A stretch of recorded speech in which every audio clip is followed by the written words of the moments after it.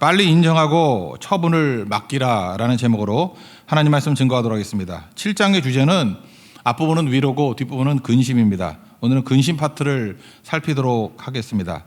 고린도 후서가 설교하기 또 이렇게 분석하기가 쉽지 않다 그랬죠. 이유가 뭐냐?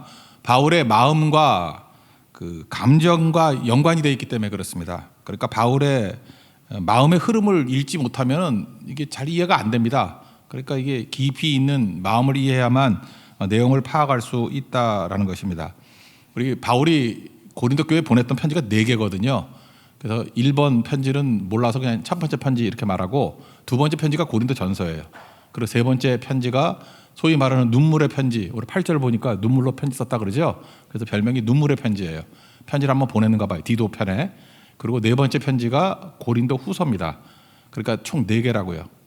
2번, 4번이 고린도 전서와 고린도 후서로 남아 있다고요. 특별히 세 번째 눈물의 편지. 근데 그 내용이 좀 이렇게 질책이 많았는가 봐요. 그래서 내가 너희를 근심하게 했다.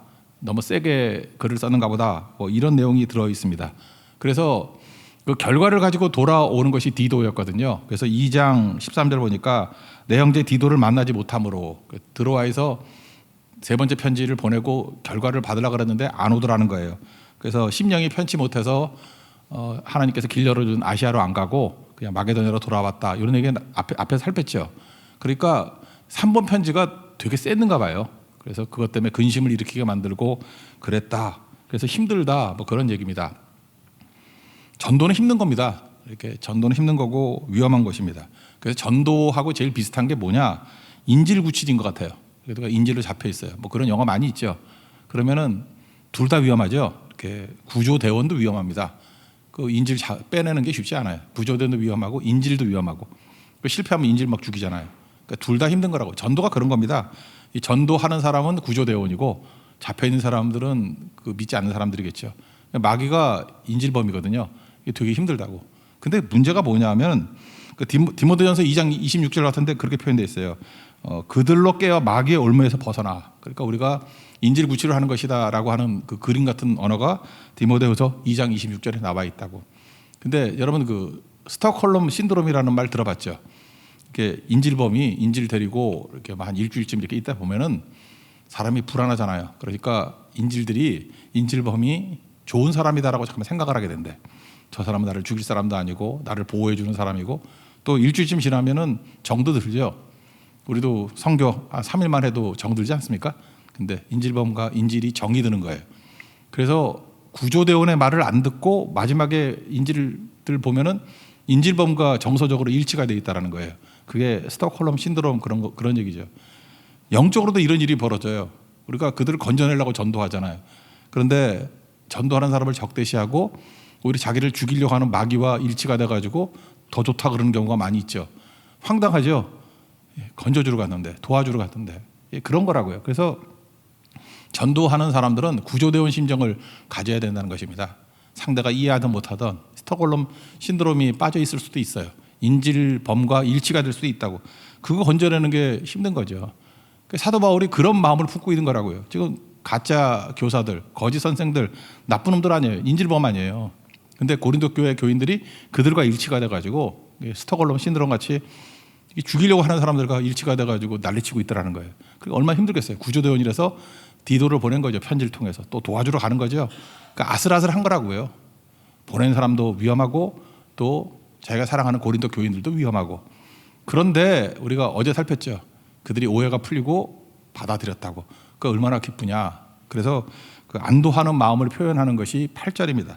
8절 다 같이 읽겠습니다. 시작. 그러므로 내가 편지로, 이게 세 번째 편지예요. 눈물의 편지. 내가 편지로 너희를 근심하게 한 것을 후회하였으나 지금 후회하지 아니하면 그 편지로 너희를 잠시만 근심하게 한 줄을 알미라. 참 전도가 힘든 거다. 내가 좀 노심초사했다. 뭐 이런 얘기를 설명하고 있습니다. 그리고 뒷부분에 설명을 하는 거예요. 내가 근심을 했지만 세상에는 두 가지 근심이 있다라는 거죠. 하나님의 뜻대로 한 근심이 있고 또 하나는 세상 근심이 있다. 그러니까 하나님의 뜻대로 하는 근심은 우리를 회개까지 이끌어가게 되고 살리는 것이고, 세상 근심은 쓸데없는 거다. 뭐 그런 얘기예요. 그것도 한번 읽어볼까요? 9절 10절입니다. 시작. 내가 지금 기뻐함은 너희로 근심하게 한 까닭이 아니요 도리어 너희가 근심함으로 회개함에 이른 까닭이라. 너희가 하나님의 뜻대로 근심하게 된 것은 우리에게서 아무 해도 받지 않게 하려 함이라. 하나님의 뜻대로 하는 근심은 후회할 것이 없는 구원에 이르게 하는 회개를 이루는 것이요 세상 근심은 사망을 이루는 것이니라. 여기서 하나님의 뜻대로 하는 근심과 세상 근심의 결정적인 차이점은 후회와 회개예요. 그러니까 후회는 뭐죠? 과거에 묶여 있는 거죠. 과거에 묶여 있는 것. 그러니까 구덩이에 빠졌습니다. 그럼 빨리 빠져나와야 되는데, 후회는 후회하면 할수록 파고 들어가는 거예요. 구덩이를 더 파고 들어가요. 그러니까 절망적이죠. 파괴적이죠. 못 빠져나온다고요. 그게 후회, 그런 거라고요. 반면에 회개는 뭡니까? 이 회개가 되게 중요한 건데, 회개의 두 가지 요소는 인정하는 것과 불쌍히 여겨달라, 이 내용이거든요. 그 세리도 그랬죠. 누가복음 18장에서 불쌍히 여겨주십시오. 나는 죄인입니다. 또 누가복음 5장에서 베드로도 예수님 만나고 난다 그랬죠. 나는 죄인입니다. 나를 떠나소서. 다 똑같은 얘기죠. 첫째는 인정하는 것, 내 죄를 인정하는 것. 두 번째는 불쌍히 여겨달라. 이건 무슨 얘기예요? 처분을 맡기는 거라고요. 주님께 다 맡기는 거. 그럴 때 은혜가 임하게 되고, 그럴 때 회복이 임하게 된다. 그래서 회개가 왜 복이냐? 회개해야만 은혜를 담을 수 있는 그릇이 되고 회복될 수 있기 때문에 그렇다. 그런 접근이라는 것입니다. 이거 비슷한 얘기가 이제 요셉 이야기에서 나오는데, 요셉이 누명을 쓰고 형들에게 팔려갔죠. 누명도 아니고 팔려갔죠. 이렇게 팔려가고 또 노예되고, 그러다가 총리 되지 않았습니까? 형들 만나잖아요. 만났을 때 그 형들 이렇게 희무원 같은 애 감옥에 집어넣고 이렇게 억류하잖아요. 그때 형들이 후회하죠. 창세기 42장 21절 보니까 아우엘로 말미암아 범죄했다. 후회해요. 깨닫는다고. 그리고 애걸할 때 괴로움 돌아보지 않았다. 우리가 범죄했다. 이거 후회라고. 근데 후회한다고 해결되는 건 아니죠. 이거 과거에 묵혀 있는 거니까. 근데 유다, 네 번째 아들 유다가 회개의 자세로 나갑니다. 두 가지죠. 인정했어요. 우리 잘못을 인정하고, 두 번째 책임진다. 그리고 자기 대신 잡아달라. 내 목숨 걸겠다. 이게 뭐죠? 맡기는 거죠. 처분을 맡기는 거. 그럴 때 비로소 요셉이 울면서 형들을 영접하죠. 은혜가 임하게 되고 회복되게 된다. 그러니까 회개는 이런 거예요. 회개는 두 가지입니다. 하나님 앞에서 나도 죄인임을 인정하는 거, 내가 잘못했다는 것을 인정하는 거. 두 번째는 처분을 맡기는 거예요. 내가 책임지겠습니다. 맡깁니다. 죽든지 살든지, 우리 그런 찬양도 있잖아요. 맡기는 거예요. 그럴 때 은혜가 임하게 되고 회복이 임하게 된다. 이게 회개다. 그래서 지금 바울이 기쁘다라는 거예요. 너희들이 근심하게 했던 것이 회개를 이끌었기 때문에 진짜다. 그런 거겠죠. 여기서 보세요. 요셉이 금방 용서 안 한 이유가 뭡니까? 하나님께서 우리에게 회개까지 가게 만드는 이유가 뭐예요? 우리를 훌륭하게 만들기 위해서. 우리 그런 게 있어요. 그 요셉이 만약에 앞부분에서도 훌륭했잖아요. 근데 형들을 만나자마자 용서해주고 잘해줬다 그러면, 거기서 끝났다 그러면 요셉은 너무너무 훌륭한 거죠. 근데 형들에 대해서는 진짜 나쁜 놈이 더 나쁜 놈들이죠. 그런 거 아닙니까? 그냥 동생 팔아먹고 대접만 잘 받고, 저게 뭐야? 그러면 12지파가 될 수가 없잖아요. 이스라엘이 12족장들인데. 그러니까 그들이 훌륭해질 기회를 주는 거죠. 마찬가지로 하나님께서도 우리에게도 훌륭해지는 기회를 주는 거라고. 그래서 여러분들 너무 훌륭해지는 걸 독점하려고 그러면 안 됩니다. 전도가 뭐예요? 나도 구원받고 너도 구원받는 거 아니에요. 나도 훌륭해지고 너도 훌륭해지고, 나도 은혜 받고 너도 은혜 받고. 그래서 잠깐 독점하려고 그러니까 문제가 되는 거죠. 그러니까 같이 가야 되는 게 되게 중요하다라는 것입니다. 제가 지난주에도 우리 소개했지만 영적 과부 모임이 있다면 우리 교회. 그 참 보면 되게 훌륭해 보이지 않습니까? 훌륭하죠. 그렇잖아요. 우리 남편들 다 예수 잘 믿게 만들려고 하고 훌륭하죠. 근데 잘 보면 그게 3년, 4년, 5년 지났는데도 계속 자기들만 훌륭해. 그러니까 시간이 가면 갈수록 남편들은 악질이 돼가고. 그럼 그 문제가 되잖아요.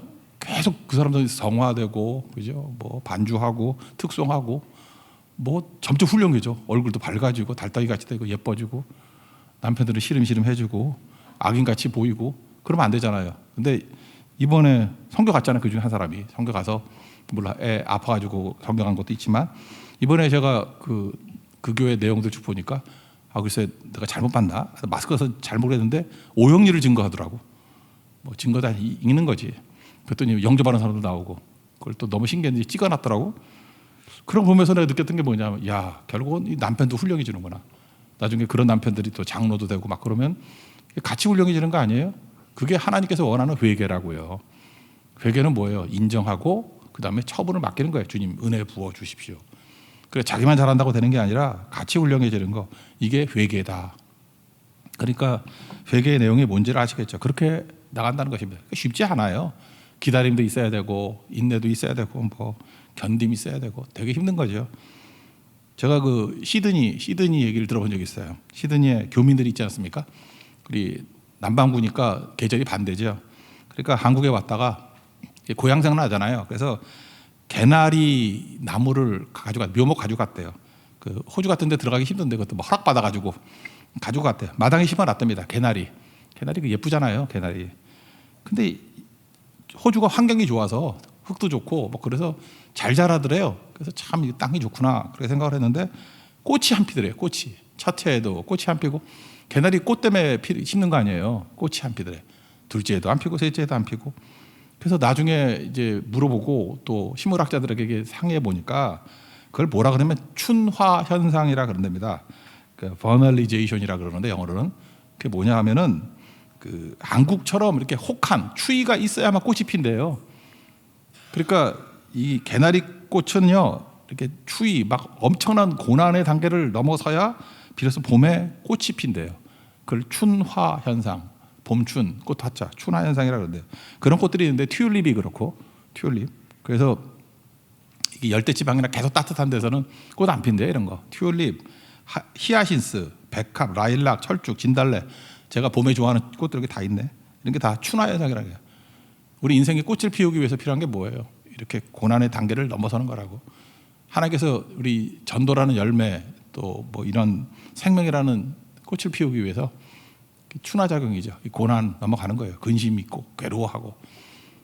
그런 얘기들을 쭉 설명하고 있네요. 11절 한번 읽겠습니다. 11절 시작. 보라 하나님의 뜻대로 하게 된 이 근심이 너희를 얼마나 간절하게 하며 얼마나 변증하게 하며 얼마나 분하게 하며 얼마나 두렵게 하며 얼마나 사모하게 하며 얼마나 열심 있게 하며 얼마나 벌하게 하였는가. 너희가 그 일에 대하여 일체 너희 자신의 깨끗함을 나타내었느니라. 간절함은 진실해졌고 변증은 설명하는 거고 분은 안타깝고 사모는 절실함 절실한 소망이고 열심은 최선을 다하고 벌은 깨닫도록 뭐 이렇게 설명하잖아요. 어쨌든 간에 고난이라는 것을 통과해서 꽃이 피었다 그런 얘기라고. 하나님께서 하나님의 뜻대로 하는 근심을 주면 반드시 회개에 이르게 만든다. 열매가 오게 만든다. 꽃이 피게 만든다. 그런 거죠. 그래서 제가 초대교회 이야기도 한번 생각이 나는데, 제가 한국교회에서 보면 이런 얘기가 나와요. 그 우리 보리 심는 거 농사 지어보시면 알지만 봄에 뿌리는 보리를 봄보리라 그래요. 근데 우리가 봄보리 많이 없고 그 가을 거지 끝나고 난 다음에 가을보리 심죠. 그렇죠? 이모작으로 가을보리를 심는데 봄보리는 별로 없지만 봄보리보다도 가을보리가 훨씬 수확도 많고 맛도 좋대요. 이거 뭐냐? 춘화현상이에요. 겨울을 통과했기 때문에. 겨울을 통과한 보리가요 맛도 좋고 양도 굉장히 많대요. 그래서 우리 한국의 초대교회 그 선교사님들이 와가지고 예수님 십자가 설명하면서 옛날에 십자가를 그 갈보리 그랬잖아요. 갈보리. 그죠? 그래서 예수님의 갈보리가 좋다. 그때 이상하게 다 믿더래 사람들이. 아멘 하면서. 알고 봤더니 갈보리를 가을보리로 잘못 이해해가지고. 안 웃겨요? 가을보리. 그래서 그 오해를 통해 가지고 되게 잘 믿게 됐다. 뭐 그런 얘기를 제 초대교회에서 읽어본 적이 있어요. 갈보리를 가을보리. 맞다. 가을보리. 그러면서 선교사들이 나중에 깨닫고 난 다음에 가을보리가 고난을 통과하고 난 다음에 이렇게 맛있고 열매 많이 맺는 것과 마찬가지로 성도에게도 고난이 있고 고난 통과해야만 열매도 많고 맛도 있는 인생이 된다. 뭐 이렇게 설명했다라는 초대교회에서 이야기가 있어요. 참 의미가 있죠. 맞는 얘기라는 것입니다. 우리 인생에도 하나님께서 이런 은혜 주신다는 것입니다. 그 은혜를 누릴 수 있는 하나님의 종되기를 축원합니다. 그럼 반대 얘기, 그 세상 근심 얘기 좀 해보죠. 뭐 10절 하반절에 나오잖아요. 세상 근심은 사망을 이루는 것이다. 그 쓸데없는 거거든요. 사망 이루는 건데 세상 근심의 특징은 세 가지가 있는 것 같아요. 첫째는 인간적인 근심이에요. 이건 뭐 마태복음 6장에서 맨날 살피는 거죠. 우리 미래를 모르잖아요. 불확실하잖아요. 그래서 거기에서 오는 근심이에요.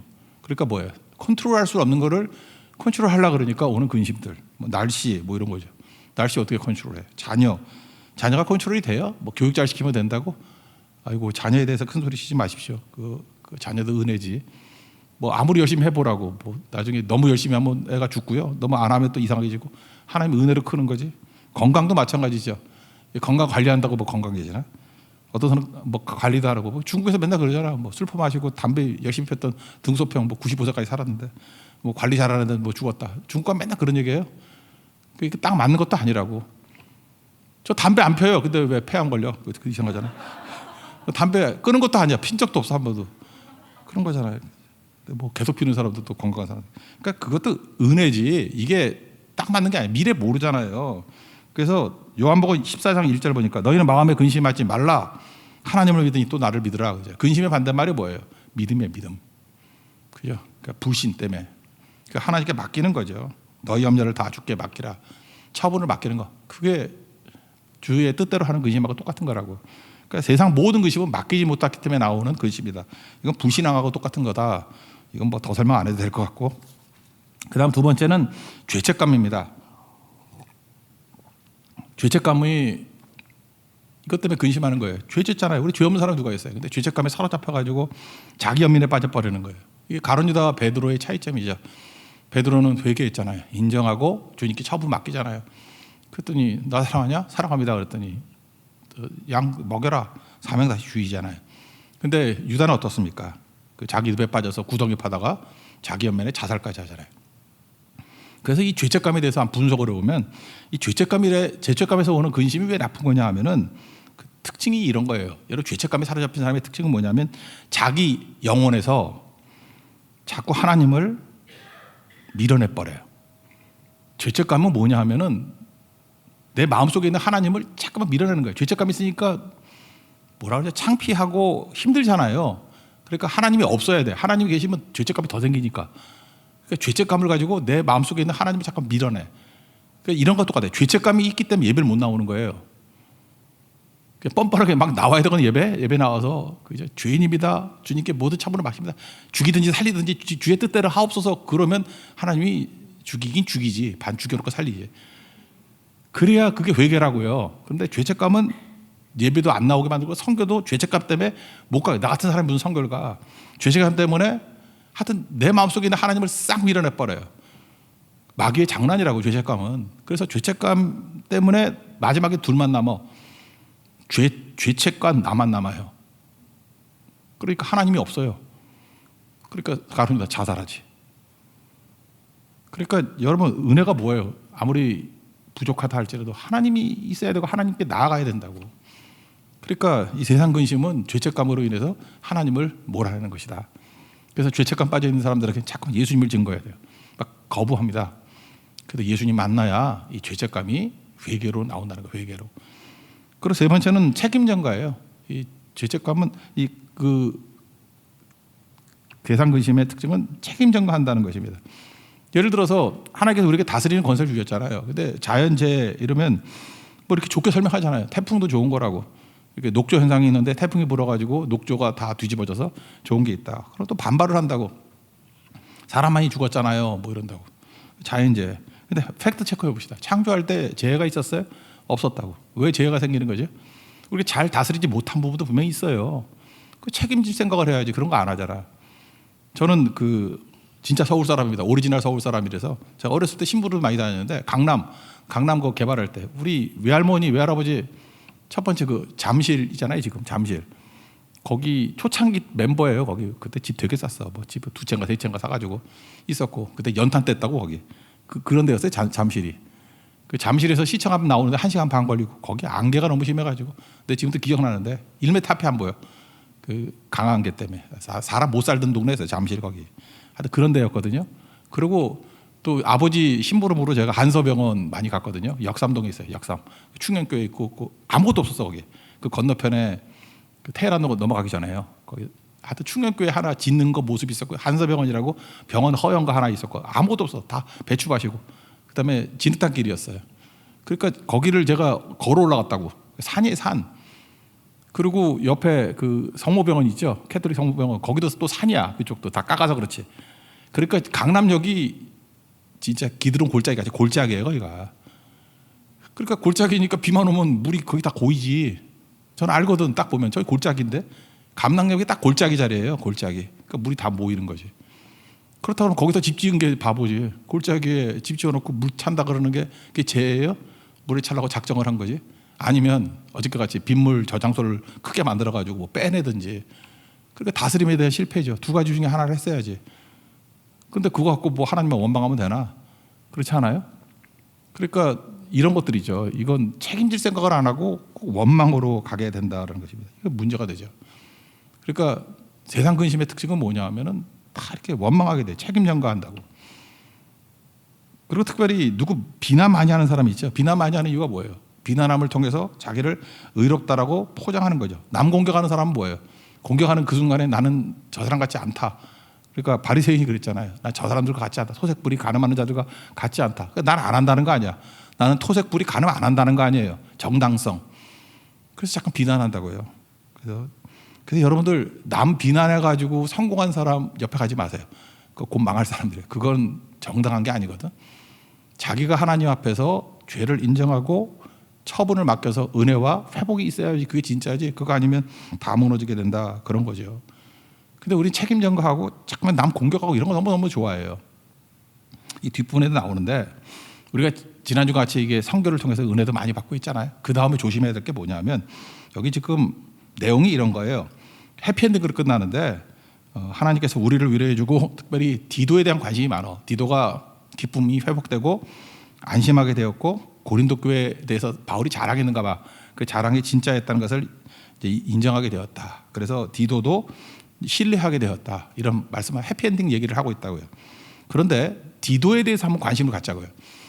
바울에게는 믿음의 아들이 둘이 있었어요. 디모데가 있었고 디도가 있었고. 그런데 만약에 공평과 정의 이 문제를 들고 나왔다 그러면 은혜가 사라지는 거예요. 꼭 성장 못하는 사람들 보면은 하나님 일 잔뜩 해놓고 난 다음에 마음속에 왜 공평하지 않아? 왜 편애해? 왜 정의롭지 않을까? 이러면은 커지지 않는다니까요. 억울함을 감수해야 커지고 부당함을 감수해야 커지고 내가 볼 때 억울함이고 내가 볼 때 부당함이지. 그러니까 하나님 뜻으로 볼 때 그 하나님의 큰 섭리거든요. 인도하심이고 네가 모르는 다 이유가 있겠지. 그럴 수도 있지. 이런 태도를 가져야 커지는 거거든. 지가 좁쌀 맞고 옹졸한 걸 모르고 자기는 억울해 보이고 자기는 부당해 보이는 거야. 그래서 공평 정의 외치다 보면 쪼그라든다고요. 디모데와 디도 사이의 내용이 그랬어요. 잘 보세요. 디모데를 다루는 방식과 디도를 다루는 방식이 달라요. 우리 디모데 후서 같은 데 보니까 디모데는 특징이 유약함과 마음이 약하고 여린 사람이 있잖아요. 그렇지만 신실한 사람. 그래서 그런지 모르지만 뭐 별로 어려운 거 안 시켰어. 디모데한테는. 너무 어려운 거 시키면 울까 봐. 그랬던 것 같아. 그래가지고 바울이 초대교회 보면 교회 중에 제일 좋고 큰 교회가 어딘지 알아요? 에베소 교회예요. 에베소 교회 거기 옆에 두란노 서원도 있고 신학교도 있고 제일 큰 교회고 사도 바울이 3년 동안 계속 사역했던 가장 오래 세웠던 큰 교회예요. 중요한 교회고 뭐 캐톨릭은 그러잖아. 그러니까 에베소에서 뭐 마리아가 승천했다면 뭐 그런 거짓말도 하고 있는 그런 동네니까 이 에베소가 되게 큰 교회라고. 바울이 에베소 교회를 디모데에게 맡겼어요. 그러면 똑같은 생기를 할 때 디도 난 뭐지 이렇게 생각할 거 아니에요.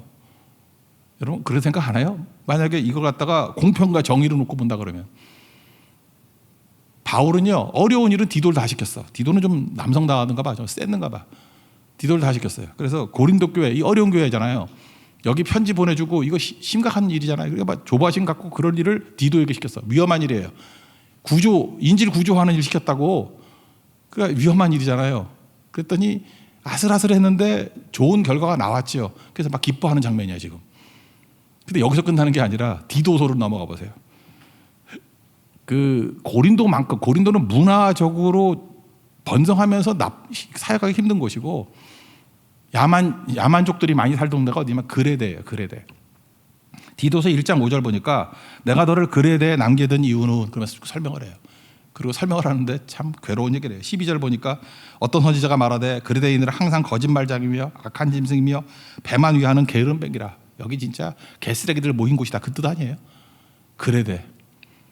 근데 그레데를 또 보는 애. 그러면 여러분 디도 입장에서 놓고 볼 때 그러잖아요. 나는 한 건 충성밖에 없고 위험한 일 다 했는데 왜 디모데에서는 그죠? 카펫 깔아놓은 좋은 길 에베소 교회에 맡겨놓고 나는 고린도 교회, 골치 아픈 교회는 나 보내고 또 야만족들 살고 힘든 애들 사는 그레데를 또 날 보내냐고. 이게 말이 되냐고. 근데 바울이나 하나님 입장에서 그렇게 볼 때 제가 볼 때 그래요. 디모데보다 디도를 더 신뢰했기 때문에 그래요. 이건 부당함 아니에요. 이건 억울함 아니에요. 제가 볼 때 디모데하고 디도 중에서 바울은 디도를 더 신뢰했어. 그래서 중요한 일, 어려운 일은 디도에게 맡기는 거예요. 왜? 너는 신뢰할 만하기 때문에. 거기 디모데 보내면 울다가 일도 못해. 그 껍데기 놓고 알 수 있냐고요. 그 모를 일이지. 근데 이걸 갖다가 공평의 자세를 가지고 이 부당하다, 뭐 정의롭지 못하다 이러면 뭐예요? 그러니까 뭐 성장을 못하지. 그러니까 맨날 공평 그러고 이런 거나 따지고 있으면 맨날 구석에 처박혀가지고 야 10만 원 줄 테니까 10명 만 원씩 나눠줘. 그 일밖에 못해요. 맨날 하는 짓이 그거밖에 못한다고. 하나님의 시각을 가지고 어떤 사람의 사랑이 필요하고 어떤 사람은 돈이 필요하고 어떤 사람은 동역자가 필요하고 이런 것들을 나눌 수 있는 그게 다스림 아니에요. 영적 다스림 그런 걸 못한다고. 어떤 때는 질책할 사람은 질책도 해줘야 되고 격려할 사람은 격려도 해줘야 되는 거 그거 분별력 그게 있어야 될 거 아니에요. 그게 뭐예요? 마음이 커져야지. 마음을 넓히라. Make room for us in your heart. 그거잖아요. 마음속에 룸을 좀 공간을 크게 만들라. 그게 다 품을 수 있게 만들라. 저는 그런 의미에서 이 사건을 통해서 디도가 엄청 커졌다고 생각합니다. 그래서 신뢰할 수 있는 자가 되었다. 그래서 나중에 진짜 문제투성이었던 그레데까지도 보낼 수 있는. 그레데가 블레셋의 본거지예요. 그레데 사람들이 해적대들이거든. 걔네들이 배 타고 와가지고 애굽을 치려고 그러다가 치지 못하고 그 팔레스타인에 머물렀던 그 필리스틴의 블레셋의 땅이라 뜻이에요. 팔레스타인이. 그게 출발지가 어디야? 그레데라고. 그러니까 해적 그 소굴. 그러니까 우리식으로 하면 일본 해적 소굴이 쓰시마 아니야. 그러면 또 그래도 그냥 일본의 어떤 섬 아니에요, 그죠? 그러니까 그런 데라고 해적 소굴, 그죠? 해적 소굴. 큐슈가 해적대들 많았대잖아. 우리 한국 올 때 큐슈, 그죠? 그런 지역. 죄송합니다. 큐슈 연계된 게 있는데, 하여튼 거기 안 되고 어쨌든 뿌린 그런 거라고. 그러니까 험한 지역 보는 게 뭐예요? 신뢰한다는 거지 벌 준다는 게 아니라고. 그러니까 누굴 잘해준다는 건 뭐냐면 약하다는 뜻이지 그게 배려가 아니, 그게 뭐 특혜가 아니라니까요. 왜 나만 험한 이고 힘든 일만 시킵니까? 너 큰 인물이기 때문에 크게 쓰려고. 고생은 바울이 제일 많이 했잖아요. 바울은 크게 쓰임 받는 거지 뭐 양탄자 깔고 편한 길 가는 게 좋은 건가? 이제 아시겠죠? 이런 거 가지고 고민하고 괴로워하고 혼자 뭐 두 끼 굶고 그런 건 세상 근심이라고. 이 망할 놈아 세상 근심하다가 사망에 이르는 일이라 그런 거죠. 더 설명 안 해도 되겠죠. 하나님께서 주시는 하나님에 따라하는 근심은 우리에게 회개로 이끌게 만드십니다. 인정하고 하나님 처분 맡기고 주님께서 이끄시는 길이 최고 베스트 웨이예요. 그게 합력과의 전 아니에요. 어떤 일이라도 맡겨주시면 충성 다하겠습니다. 그럴 때 승리하게 된다는 것입니다.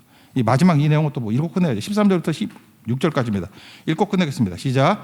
이로 말미암아 우리가 위로를 받았고 우리가 받은 위로 위에 디도의 기쁨으로 우리가 더욱 많이 기뻐함은 그의 마음이 너희 무리로 말미암아 안심함을 얻었습니다. 내가 그에게 너희를 위하여 자랑한 것이 있더라도 부끄럽지 아니하니 우리가 너에게 이런 말이 다 참된 것 같이 디도 앞에서 우리가 자랑한 것도 참되게 되었도다.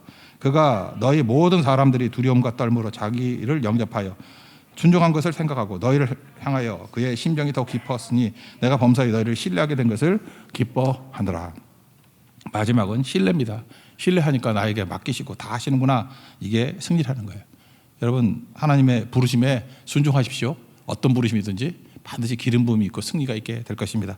자리에서 일어나겠습니다. 하나님의 부르심 찬양하겠습니다.